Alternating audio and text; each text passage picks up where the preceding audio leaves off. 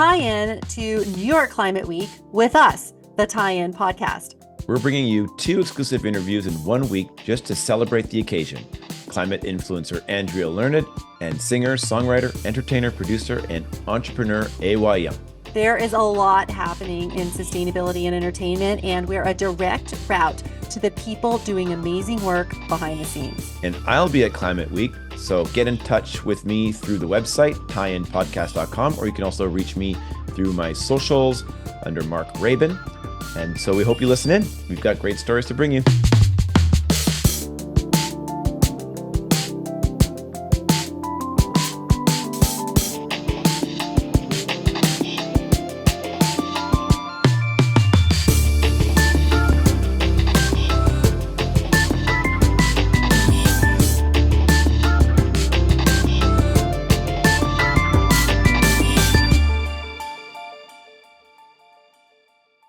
Today, we're talking with Simran Monga, who is just an incredible designer and thinker and really enthusiastic about incorporating sustainability and the design process and into entertainment and the writing process. Like, I was super impressed by her.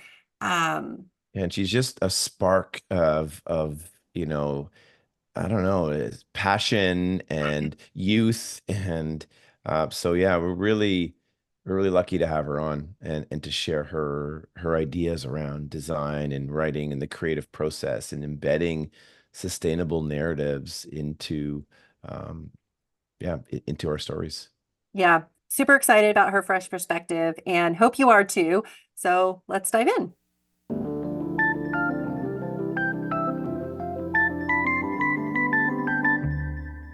Hi, Simran. Welcome to the Tie-In Podcast. We're excited to have you on today. In this podcast, we are working to just get out there, talk to people who are doing amazing things in all aspects of the entertainment industry. And you've been on my mind since we talked at the Hollywood Climate Summit a little while ago and talked about your work in grad school and what you're doing to influence writers in India and beyond. And so I wanted to have you on and learn more about that, learn more about your perspective. Thank you so much for having me here, and I'm really excited for our conversation. Yeah. And hi, Simran, as well. Nice to meet you. And yeah, I think we're going to open a whole new world for me in this conversation. So I'm very much looking forward to it. I'm also, really keen to hear, your ideas around design and that entire world. So yeah, we're excited to have you join us today. Thank you, Mark. Thank you. Okay, so you come from a design background, and so I want to just understand more about that world. Can you tell us what sustainable design is? Help orient us a bit. For sure. So sustainable design is basically looking at how we can design for a more abundant, regenerative, and equitable future. So it keeps, economic well-being in mind, along with social well-being and, like environmental prosperity. So how can we bring these 3 pillars of people, planet, and prosperity to a balance, which is also called the triple bottom line, and use and leverage that as designers to design for a more abundant future? That is sustainable design. But having said that, I also have a little personal view on this, which is I really hope that we don't have to call sustainable design in the future. I really hope it's just design, and sustainability is an inbuilt and inherent component to design. And it's really deep rooted and ingrained that there is no either or, it is just that. So that's what it is. Zena and I talk about that a lot too. If we're still talking about sustainability and production in 10 years from now, we've not done our job. We're trying to normalize it as much as we can through these kinds of conversations and lots of other work that we do. So definitely hear you on that. Um, Before we, well, oh, yeah, go ahead. should we, Simran, can you tell us maybe a little bit about yourself actually before we jump right into it? Yeah. Sure. So I have a background in visual communication design and entrepreneurship. I ran a design studio in India for about 6.5, 7 years. And then I was incubated at Indian Institute of Management in Ahmedabad. And I sort of looked at a lot of different verticals, started with wedding invitations because I was so interested in visual storytelling. I started with really trying to tell people stories and making them in a way that they were keepsakes and sustainable. Because the wedding industry was so wasteful, and I didn't even know that I had a flair for sustainability back then, but I was just interested in sort of being more responsible in whatever industry I stepped into. So started with wedding invites. Some of my initial wedding invites were multi-purpose um, and gamified and interactive. So they sort of went viral on the internet, and then somebody saw them and said, "Okay, why don't you come and make some pitch decks for us because we like how you tell stories."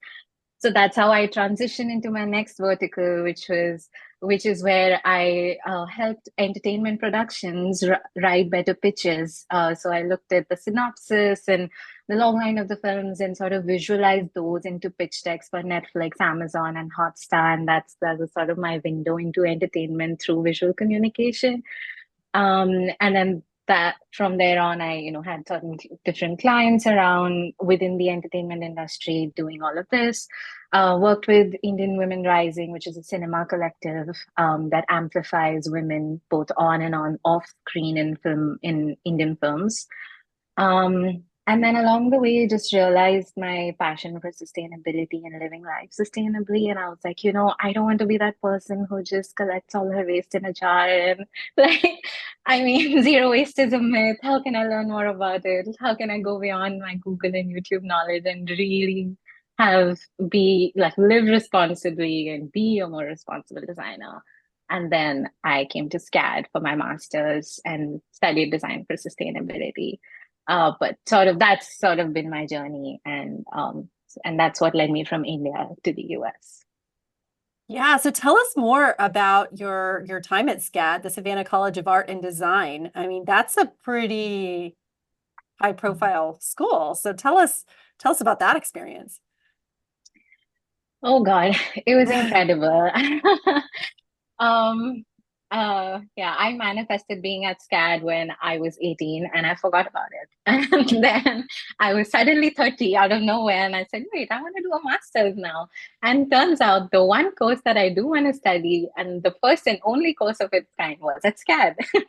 So I studied design for sustainability at SCAD for 2 years. And that course basically equips you to empower every creative industry out there to be sustainable. So you learn a lot of innovation in sustainable branding and design strategy and a lot of storytelling, social impact and innovation work, biomimicry. So how can you learn from nature and in and have different interventions with design?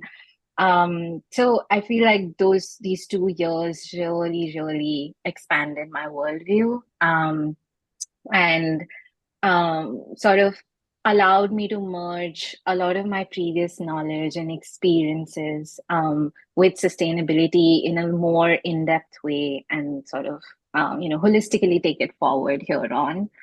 And I think SCAD also, my favorite part about being at SCAD was also that they equip you with, they have this certification called SCAD AMP, which is how you can amplify your career. So they prepare you to go beyond your art and design self into like somebody who can conduct themselves well professionally. How can you talk? How can you work with people in a team? How can you talk to people? How do you present yourself? How do you dress the part? All of that. So they really help you with all of those different workshops and push you in there. And I think that's how CAD students also sort of stand out in the real world because they really grill you on these things and hone your craft. Yeah, well, it's super interesting. It's kind of like this kind of holistic way of approaching it from the content in the classroom to really just how everything is put together, how you Mhm. present yourself and all of that. When you're talking about when you first started talking about sustainable design and kind of what you were thinking, and like when I hear that, my mind immediately goes to circularity and how do we design to keep things in materials and reuse and whatnot. But what I love about your work is that you're actually taking this idea into the writing sphere of all of this. So tell us like more about that. How did you hone in on this writing? And I guess you were into storytelling, that idea beforehand anyway. Is that what inspired you to kind of use your learnings at SCAD in a storytelling writing kind of way? Sort of, yes. That's the more professional inspiration side of the story. But then there's Okay. this personal inspiration side of the story, which is so I grew up in a house where my mom was super resourceful and used to love honing her garden, and she was very fiercely protective about it. So that's where my love for the environment started to, really stem and grow.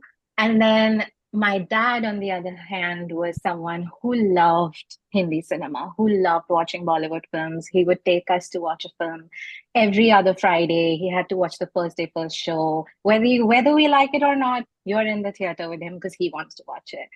And then so that's what sort of like that's how films were ingrained in my family so much. And it was like a dinner table conversation, and what we were wearing, how the wedding in the family was happening, what music we were listening to, all of that was inspired by some film or character or actors.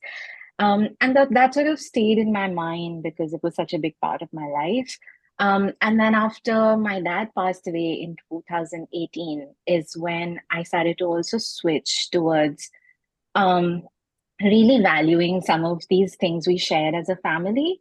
And they sort of took like the forefront of my thought process. And I said, okay, actually, I love films. What am I doing? And that's how my work around, like with production houses, also began around the same time. And I said, okay, this is a great space to be in.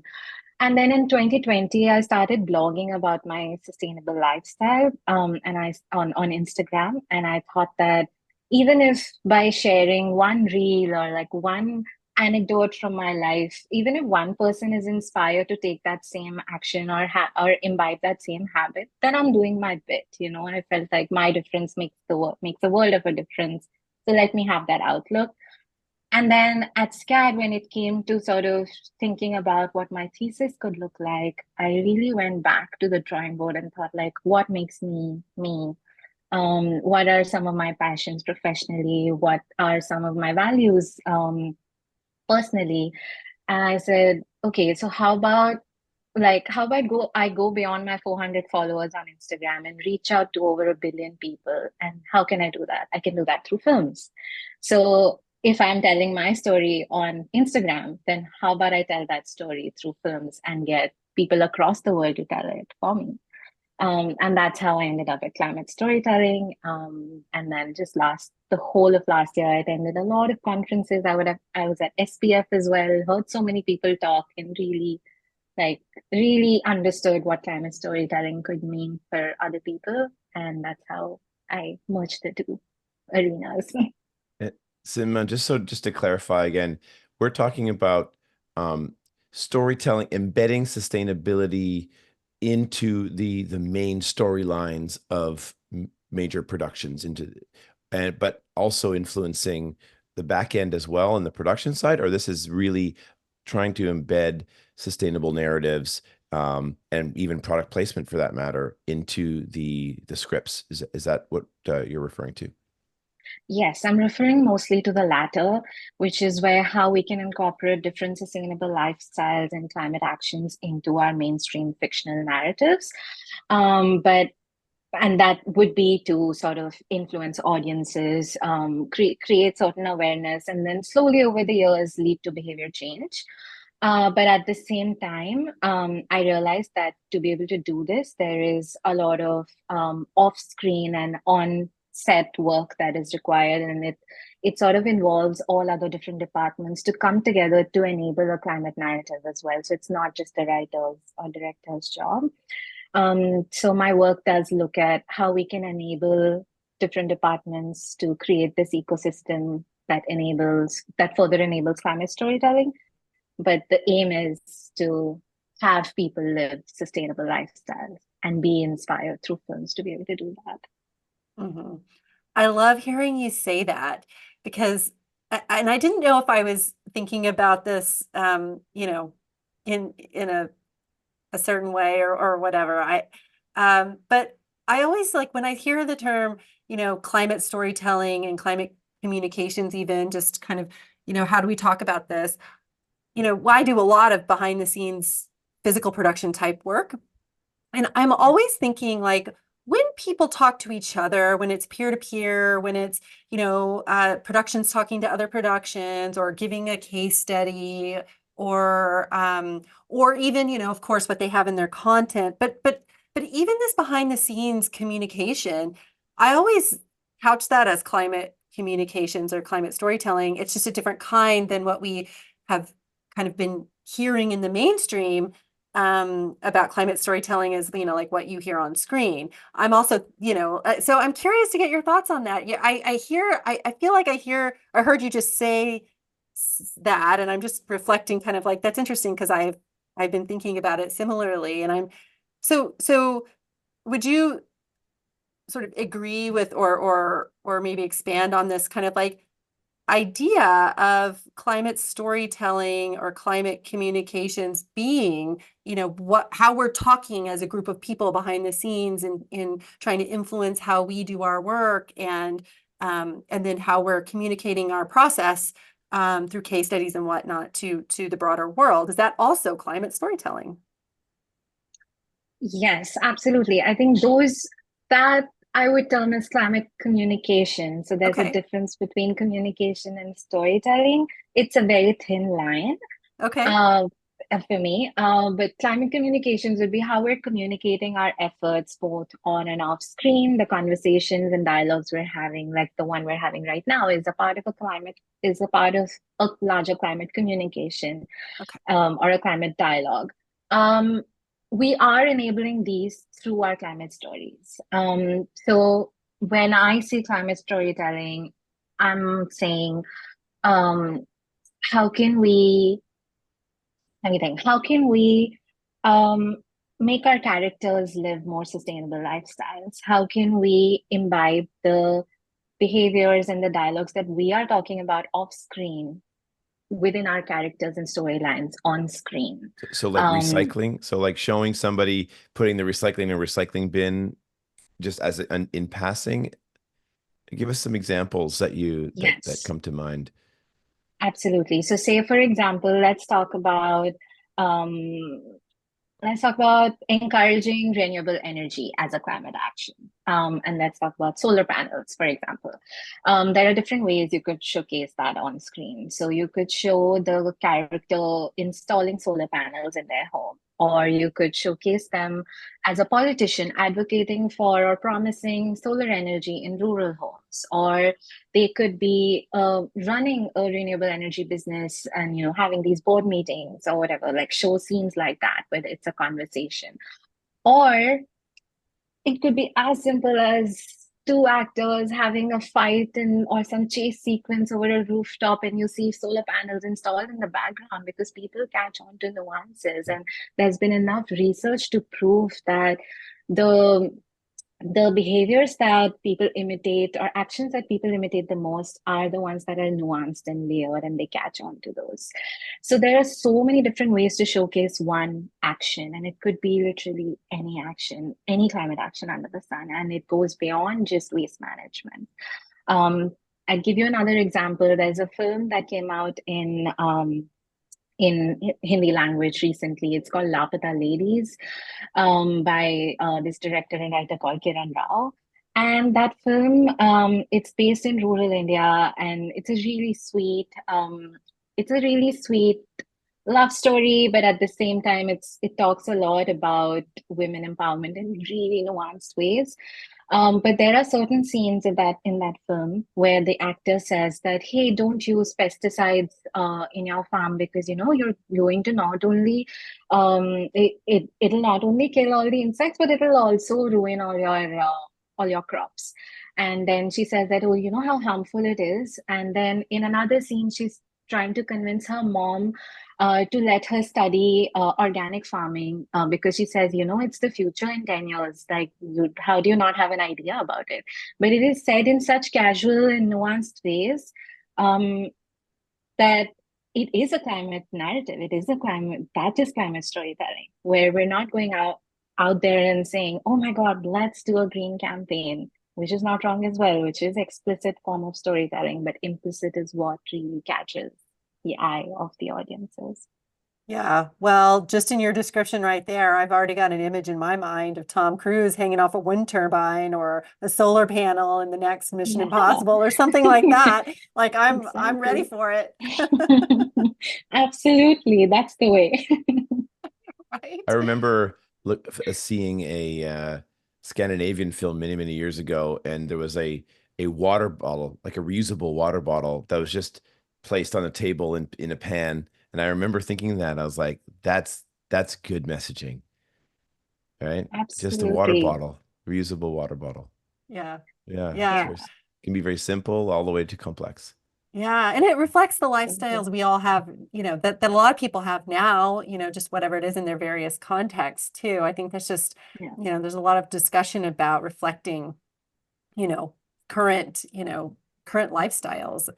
We're all trying to be more aware in one way or another. So our Yeah. characters should be too, right? Yeah. And I So do want to add one real quick thing there as well, that I think like our narratives so far have, even if they have spoken about climate in one way or another, they've mostly been very apocalyptic or yeah, doomsday-like. Where like, oh my God, the world is going to end and only the rich are going to flourish, and we're all like, yeah. So the doomsday is what the narrative has been, but there is a real need for solution-based storytelling because that's what reflects our current reality as well. Like, we are trying to find solutions. We are all bothered by the heat waves and the floods and the wildfires, and we're always continuously wondering, okay, what can I do? I wish I could do something.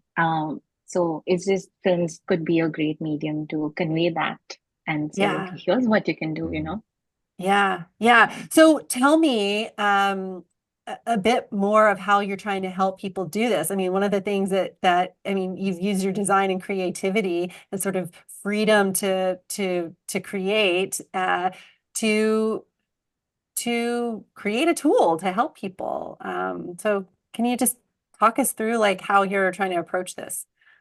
Yes, absolutely. So Um, I wrote a thesis, like I said recently, and through that thesis, I did a lot of interviews, both in India as well as in Hollywood.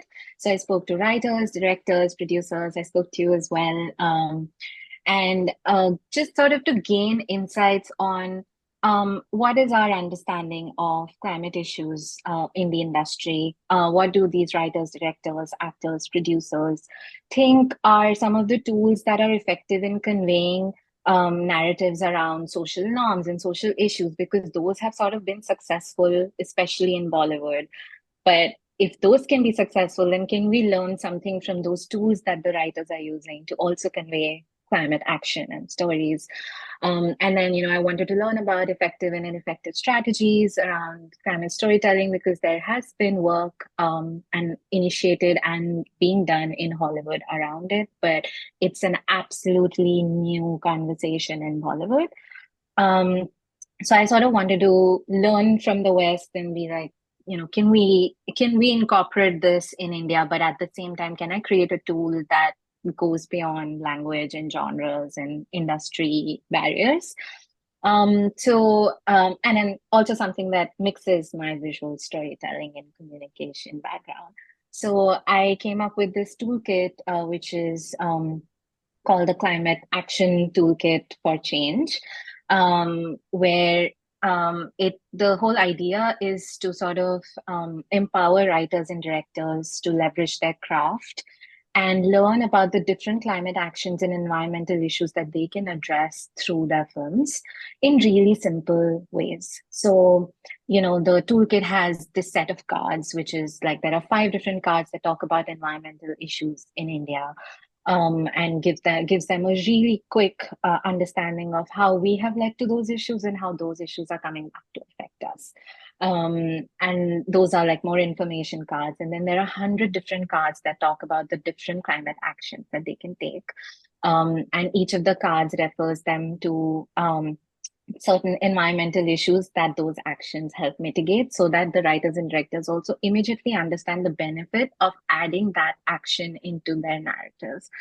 And the toolkit gives them different prompts on how to use it, and how basically can they sort of use this as a disruptive tool within their writers' rooms to not just write a fictional story, but write a fictional story that showcases our current realities.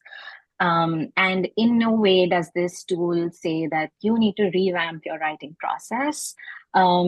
It's just a guide. It's kind of like a good to have thing on the side that helps you also understand these gaps that I faced while I interviewed. Like there were a lot of gaps where, the directors and writers said that they're really interested in being a part of like sustainable storytelling and all of that, but they also have limited knowledge because they're also audience members. So they also Mhm. only know how much we've seen around. So they also want to know what kind of actions, like, oh, can I just show 3 dustbins? Is that all? I said, no, there's a lot more to that. There's a lot more to sustainability. It's like living in a whole new planet. So this toolkit sort of empowers them so they can empower their audiences.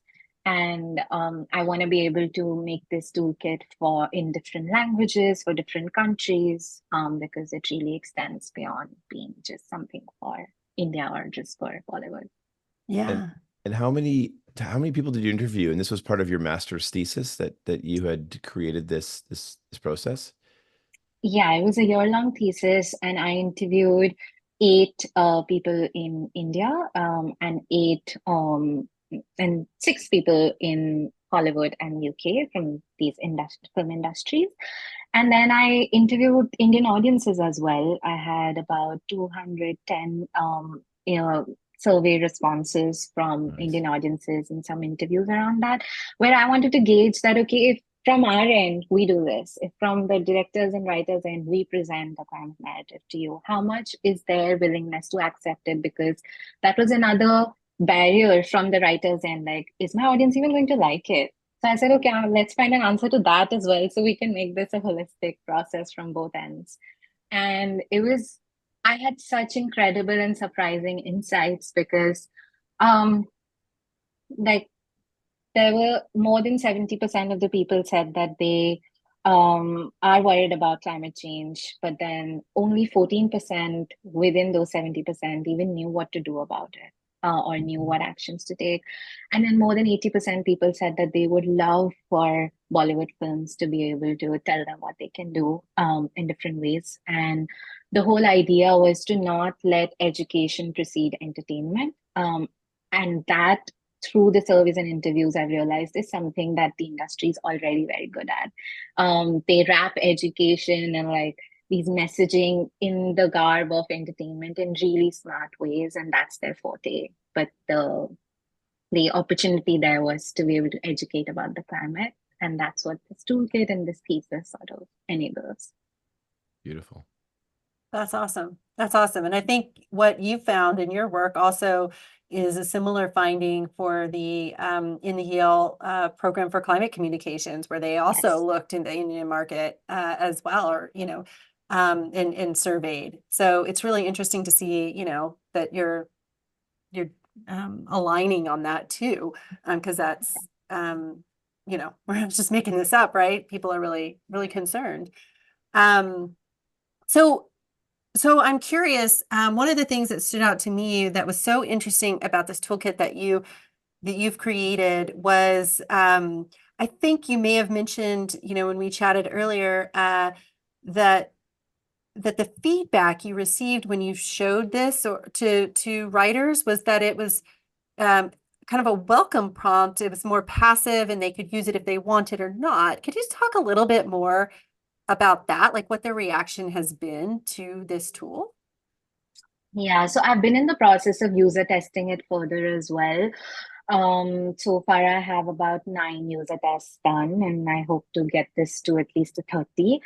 But the overall response has been that firstly, thank you for thinking about us. We didn't know that our process could be looked at in a different way. There's this every writer brings their own personal process to their writing, but at the same time, in a larger context, there are these certain phases that are expected out of you in script development, and that's what it has been traditionally. So they didn't think that a design intervention could help them in any way. So that's a welcome change. At the same time, they felt that the overall response has been also um, that you're not in any way telling us to rejig our writing process. This is more like an aid. So it really helps that there's an aid, and also they're really excited about learning about these different climate actions as well, and going beyond the different lenses I provide in the toolkit to really seeing what are some other lenses we can use to showcase, use, or advocate each of the actions, and invite them into stories. And also, the overall feedback has been to sort of really add in an element of impact reduction into this, which is which is like a top-up card deck to this toolkit that I have thought of, like how Cards Against Humanity has these different top-ups. So I have thought of that, but I need to still think through how impact reduction could be something that is fully leveraged in this toolkit as well, because in order to ensure that the change is happening on ground sooner than later, not just behavior change, but like a really actionable insights that are translating from the narrative to on ground or grassroots level change, impact reduction would be an important aspect to consider. Just a quick follow-up to that. How are you actually measuring and quantifying then, or how do you view success down the road? Is it going to be measuring certain amount of storylines that adapt this narrative and so on? Or can you see that at the writer's level already when it starts to get into the script? Or is it audience reaction? Have you thought about that sort of follow on to how you measure and how this is, measured as success? Yeah, I think from the audience's perspective, it's a long journey to be able to measure that.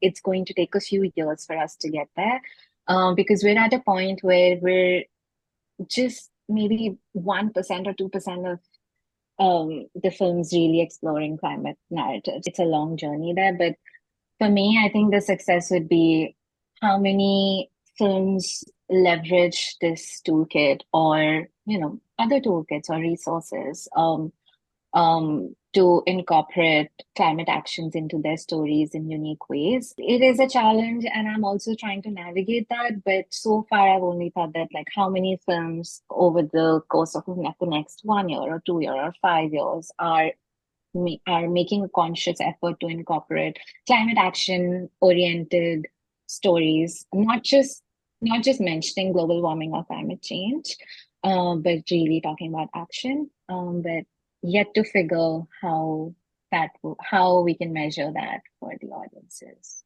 Yeah, As and well. But I can imagine it would be kind of a direct correlation between maybe the sales of your tool and the incorporation, like any feedback you get along the way of the use of your tool. And, obviously other people are doing this kind of work too, but just to see like the tool being utilized and the number of stories that we see on screen going up, like people are measuring, we're trying to measure this stuff. yeah. And so I think that would probably like be a neat way to look at it as well. So, so is that the vision? Is that, are you actively working to get this tool out? Like what are you thinking there? Yes, so I am launching an organization called Reen. This is a soft launch. Oh, yay. Which stands for Regenerative Entertainment for Earth-Friendly Living in India. And it basically is the first organization to advocate for climate storytelling and sustainable lifestyles through entertainment in Indian films.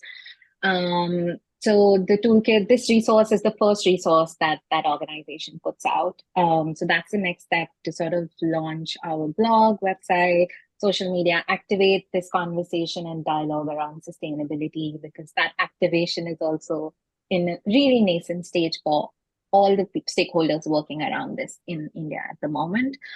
So a lot of dialogue, launching this resource, this toolkit, and creating more such toolkits, because I feel that's my soft power as a designer and innovator. I want to be able to help different departments, both on and off screen, to sort of incorporate sustainability in different ways. So not going beyond climate storytelling, looking at sustainability on set, looking at how different departments could leverage different toolkits or different, not just toolkits, different resources. I don't know what they would look like. I have an idea for some.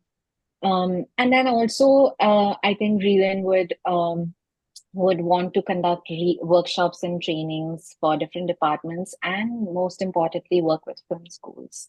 Because I feel that now going forward, it's important to empower an understanding of sustainability from the root into film schools, because they are the future now. And it's important to see what they bring to the table and how we can help them do that. So film schools are going to be my main focus as well. Absolutely. This is something that Zena has been talking about for the last 6 to 8 years. It has to start at the Engage at the the root, students. and it's like that's the easiest place to be and the most exciting, minds. And so along those lines, since you are fresh out of SCAD, but also you've been interfacing with students all around, I'm sure. What's the general vibe these days in higher education? Um, and is sustainability top of mind and front and center? What are you seeing, just for our audience who may be a little slightly far removed from the halls of higher education? Yes, absolutely. Uh, Do people the, care even? I mean, it's one of these things, right? We're trying to understand, because when we go there, we want to just help educate and create tools for them as well. And when Portable Electric introduced the Volt Stack to AFI, the students absorbed our power systems instantly and started using them and started to find solutions for them. And they were asking for them. Yeah, I think there is a gap between understanding what climate change is, which there is an understanding of, and it is established. Gap between that versus, can my creative career or can my job be a climate job? That gap is really wide in higher education right now. And that is something I noticed at SCAD as well. If my department was a sustainability department and we came from different creative careers, there were architects, graphic designers, service designers, all coming into sustainability. Whereas on the other end, there were other departments like design management, service design, interaction design, film, who were so far off from sustainability and they didn't know or lack the knowledge of how their career or how their job or how their stream could imbibe sustainability within it. Every time we had classes, so SCAD had a lot of classes that brought in people from different disciplines together for a certain course. It was so interesting to see people like me talk about sustainable development goals and the other people in the classroom being so clueless about them. It's like, how can how can the SDGs ever be accomplished if most of us are not even aware about what SDGs are or what we can do about it? And that's another thing that as an individual, I really want to advocate for, like sustainability and education in overall and like bridging the gap between that, because um, every lawyer can be a climate lawyer. I mean, you are. Again, this is about sustainable design and design. But every lawyer can advocate for sustainability. Every filmmaker can advocate for sustainability. You can be a finance professional and do that. Like every career out there can do that, but there is a huge gap in understanding on how they can do it. And I do feel that higher education, like different departments in higher education, need to sort of have those interventions and address sustainability and integrate it into the design process from the beginning, and not just, oh, by the way, in the end, like, oh, this also catered to these SDGs. You know? Yeah, that's so interesting. This idea of integration in curriculum in all departments seems pretty critical to, as you say, make every job a climate job in the sense that where it's not, we're not actually putting a label on it, it's just inherent in the work. So that's gosh, I feel like and you're taking me back because I used to work in higher education. I was the executive director of the International Sustainable Campus Network. And this is one of their key pillars is integrating sustainability into curriculum across all disciplines. And, you know, you know, you're recalling some stuff for me that this is super critical. It's super critical and so interesting to hear you say that even, now years later, that this is still a real need and that a College of Art and Design, could stand to do that too. So, interesting, very interesting. Gosh, a lot of insight. My brain thoughts are turning already. But just to wrap us out, and we're asking everyone this question, and we're super curious to hear your answer. But if you were to create a new playbook and guiding principles about sustainability and entertainment, what would be first on your list? Systems thinking. Yeah, I think we need to remove ourselves from the equation and look at entertainment as a system, as a service, and go back and see how we can move the different pieces around and incorporate sustainability in every little piece there so that it's a whole and an ecosystem.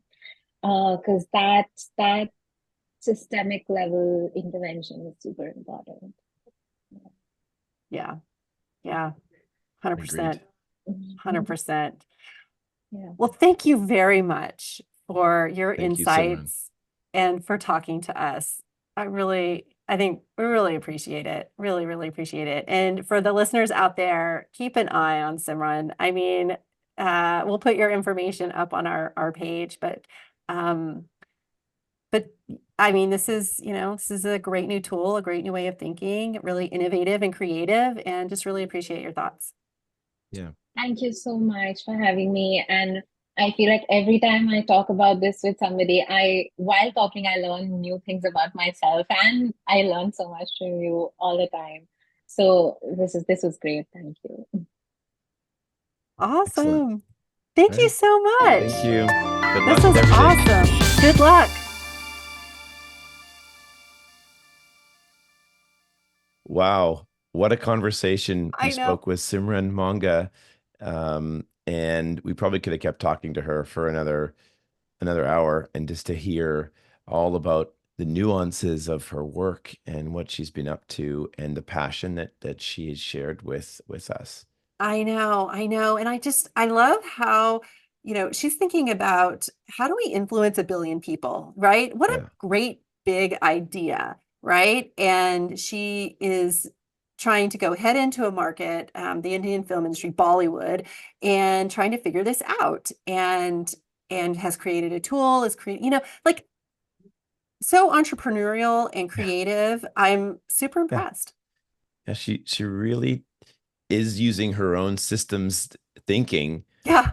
on her own brand and her own self and her work and the messaging that she wants to get out there. And it's so interesting. I remember when we were talking many years ago, right? We were talking about the back end of sustainable production, but it always came up that there was a narrative in the storylines, right? We always would touch on that at some point on a panel, and it was just a touch point.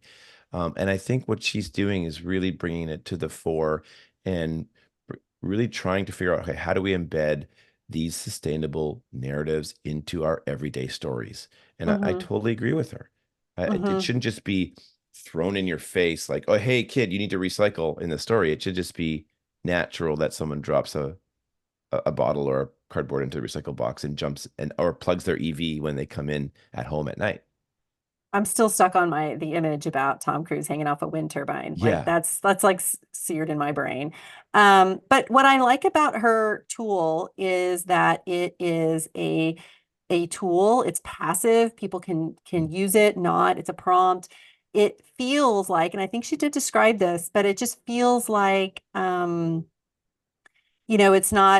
it's not a barrier to use in the sense like it psychologically, when you have an extra person, a consultant or someone maybe in the writer's room hanging over you, so to speak, whether you're talking about it in that way or not, it might be a barrier to some people. And this is a way for folks to get the information without having that sort of worry that another person is there judging Taskmaster them or somewhere not. over you. You know what I mean? And so I love that she's created that. And hopefully it will be, extremely helpful to folks out there to give them a few things to think about and incorporate into their creative process. So we'll see. But just a fun, interesting, what to keep an eye on. Interesting conversation, interesting person, and innovative. And I love that about her.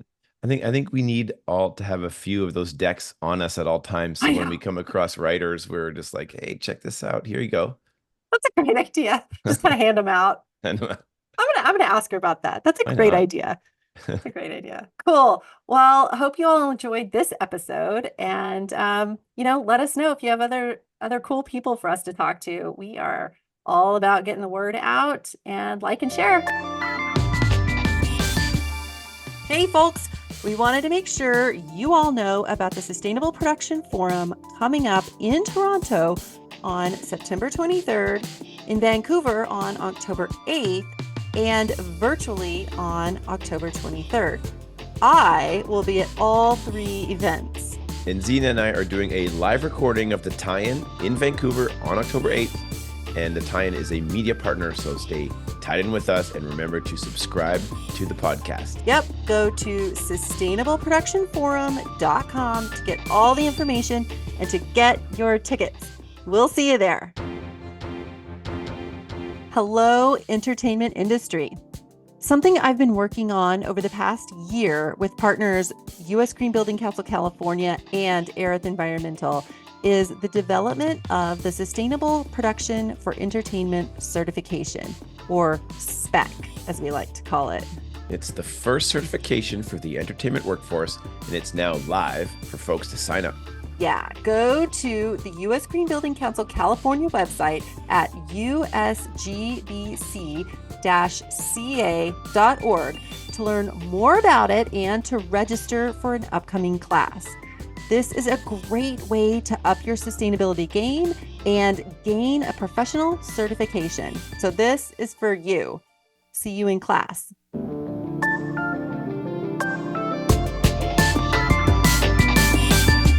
Our designer is Aaliyah Kane. Music is by Peter Chapman. Our producer is Colin Miller.